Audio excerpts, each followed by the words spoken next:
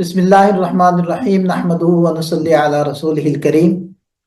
حضرت ابو امامہ رضی اللہ عنہ سے روایت ہے کہ میں نے عرض کیا کہ اللہ کے رسول، مجھ کو کسی بڑے عمل کا حکم دیجئے۔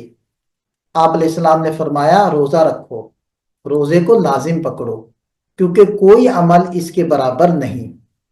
کہتے ہیں کہ میں نے دوبارہ عرض کیا کہ اللہ کے رسول، مجھ کو کسی بڑے عمل کا حکم دیجئے۔ آپ علیہ السلام نے فرمایا، روزہ رکھو، کیونکہ کوئی عمل اس کے برابر نہیں۔ میں نے تیسری بار عرض کیا کہ اللہ کے رسول، مجھ کو کسی بڑے عمل کا حکم دیجئے، تو آپ علیہ السلام نے فرمایا، روزہ رکھو، کیونکہ اس کے مثل کوئی نہیں۔ دیکھیں، اس حدیث پاک سے پتہ چلتا ہے کہ نبی پاک صلی اللہ علیہ وسلم کے نزدیک روزے کی اہمیت کس قدر زیادہ تھی کہ 3 مربع سوالات کے جوابات میں آپ علیہ السلام نے ایک ہی جواب ارشاد فرمایا، اور وہ تھا کہ روزہ رکھیں، کیونکہ اس سے بڑا افضل عمل اللہ تعالیٰ کے نزدیک اور کوئی نہیں ہے۔ اب ہم مسائل پر بات کر لیتے ہیں۔ کسی نے زبردستی روزہ دار کے منہ میں کوئی کھانے کی چیز ڈال دی اور وہ چیز حلق سے اتر گئی تو روزہ ٹوٹ گیا، قضا لازم ہے، کفارہ نہیں۔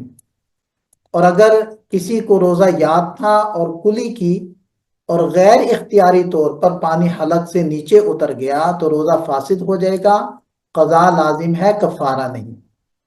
بحالت روزہ سگریٹ نوشی سے روزہ فاسد ہوگا، صرف قضا لازم آئے گی، بشرطے کہ سگریٹ کا عادی نہ ہو۔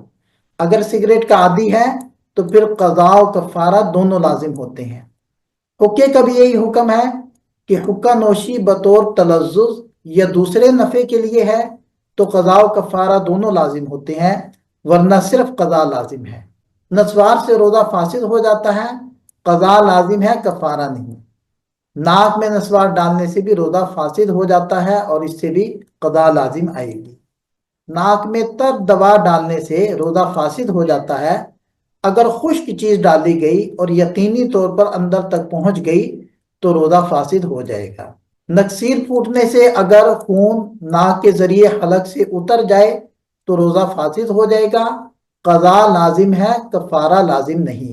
اسی طرح روزے کی حالت میں اگر دانتوں سے خون نکل کر تھوک کے ساتھ حلق میں چلا گیا تو دیکھا جائے گا کہ خون زیادہ ہے یا تھوک، وہ ذائقے سے پتہ چل جائے گا۔ اگر خون زیادہ ہے تو روزہ فاسد ہو جائے گا، قضا ضروری ہے۔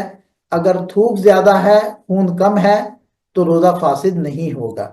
اگر آپ ایک مرتبہ تھوک کر دیکھیں گے تو اس سے بھی اندازہ ہو جائے گا کہ خون تھوک پر غالب ہے یا تھوک خون پر غالب ہے۔